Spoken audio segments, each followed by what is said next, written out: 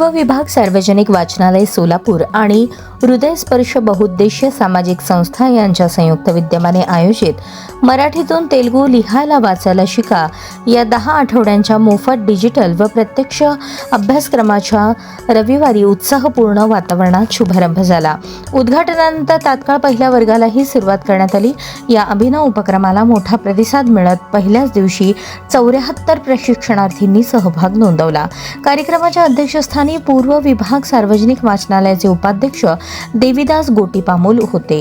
प्रमुख पाहुण्या म्हणून सोलापूर महानगरपालिकेच्या उपमहापौर ज्ञानेश्वरी देवकर उपस्थित होत्या। मराठी भाषिकांसाठी मराठीतून तेलुगू शिकवण्याचा हा अभिनव उपक्रम असल्याचे सांगत त्यांनी आयोजकांचे कौतुक केले आणि भविष्यात आवश्यक ते सहकार्य करण्याचे आश्वासन दिले। यावेळी आधुनिक सारथी मासिकाचे संपादक श्रीनिवास बुरा यांनी संस्थेच्या सामाजिक कार्याचे आणि तेलुगू प्रशिक्षण उपक्रमाचे कौतुक केले।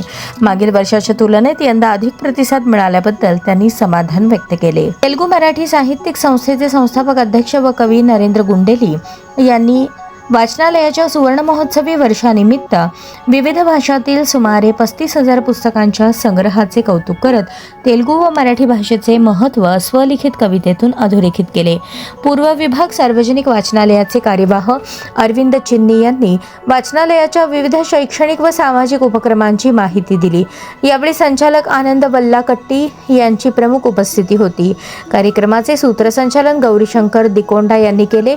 गोपीकृष्ण वड्डेपल्ली यांनी आभार मानले। उद्घाटनानंतर झालेल्या पहिल्या वर्गात प्रशिक्षक काशीनाथ गंजी यांनी तेलुगू भाषेतील 14 स्वर प्रात्यक्षिकासह शिकवले। तसेच तेलुगूतील अभिवादन, परिचय करून देणारी शब्दरचना आणि दैनंदिन वापरातील सोपी वाक्येही सहभागींना शिकवली। अभ्यासक्रमातील सहभागींसाठी विनामूल्य प्रवेश, वही, पेन, डिजिटल अध्ययन साहित्य तसेच अभ्यासक्रम पूर्ण केल्यानंतर प्रमाणपत्र देण्यात येणार आहे। या कार्यक्रमासाठी संस्थेचे अध्यक्ष नर्मदा गंजी, मार्गदर्शक श्रीरंग रेगोटी, श्रीनिवास वंगारी, उमेश नक्का, बाबूराव म्हेत्रे आणि मोहन सांबलेटी यांचे विशेष सहकार्य लाभले।